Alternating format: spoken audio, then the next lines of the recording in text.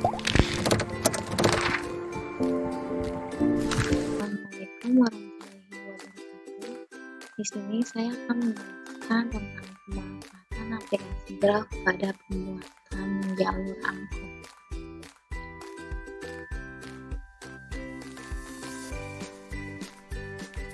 Perkenalkan, nama saya Faradina Nurlita dari kelas 5E dengan NIM 1901105018, program studi pendidikan matematika.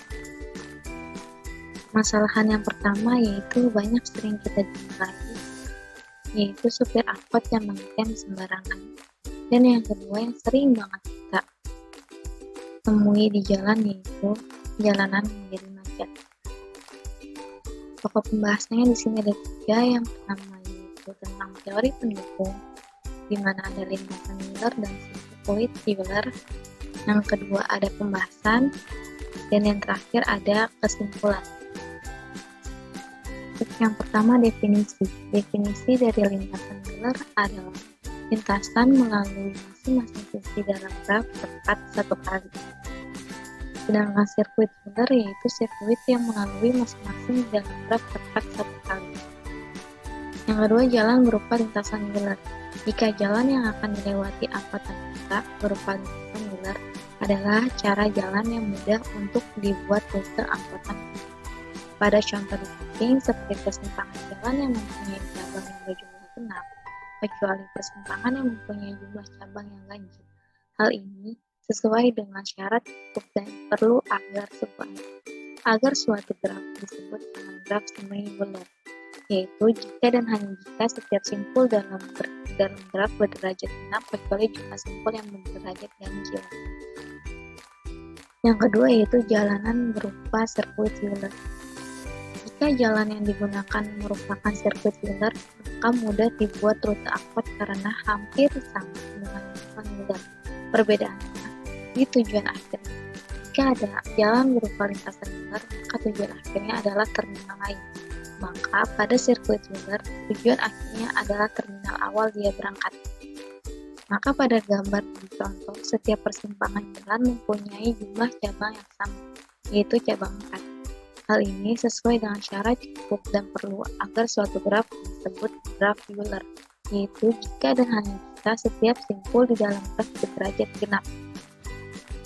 Selanjutnya ada penerapan sirkuit Wheeler dan lintasan Wheeler. Gambar yang pertama, yaitu jalan berupa lintasan Wheeler hanya membutuhkan satu jenis angkutan saja untuk melewati setiap ruas jalan yang ada. Sedangkan jumlah angkutan yang dibutuhkan tergantung pada rute yang dilewati. Jika rute jalan yang dilewati panjang, maka akan membutuhkan angkutan yang lebih banyak. Untuk gambar yang kedua itu jalan berupa sirkuit juga hanya membutuhkan satu jenis angkutan kota saja untuk dapat melewati setiap ruas jalan. Jumlah angkutan kota yang dibutuhkan juga tergantung rute yang dilewati. Jika rute yang dilewati panjang, maka membutuhkan angkutan kota dengan jumlah yang panjang. Selanjutnya ada jalur berupa lintasan dan sirkuit. Terkadang tidak mungkin membuat jalur lain tanpa melewati jalur yang sama. Untuk mengatasi masalah ini, mau tidak mau kita harus menggunakan lebih dari satu jenis angkot pada beberapa ruas jalan. Salah satu angkot yang berada pada sirkuit Wheeler akan kembali ke tempat asalnya atau tempat berangkatnya. Nah, di sini ada contoh jalur berupa sirkuit dan lintasan Wheeler, yaitu tidak mungkin hanya menggunakan satu jenis angkot untuk melewati ruas jalan, minimal dua jenis angkot. Angkot yang pertama pada gambar melewati jalur berupa sirkuit Wheeler, sehingga angkot pertama akan kembali ke terminal pertama. Angkot kedua melewati jalur berupa lintasan Wheeler, sehingga angkot terminal 1 akan menuju ke terminal 2. Jadi kesimpulannya adalah dengan pembuatan jalur angkot yang rapi dan teratur, maka permasalahan tentang transportasi dapat dikurangi. Jalur angkot akan mudah dibuat jika jalan yang dilewati berupa sirkuit Wheeler ataupun lintasan Wheeler.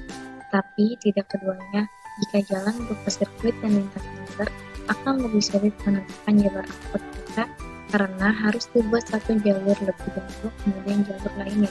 Kesulitan lainnya adalah dalam menentukan ruas mana yang sebaiknya dipakai bersama-sama.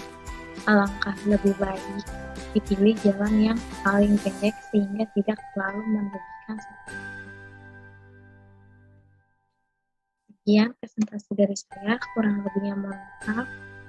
Assalamualaikum warahmatullahi wabarakatuh.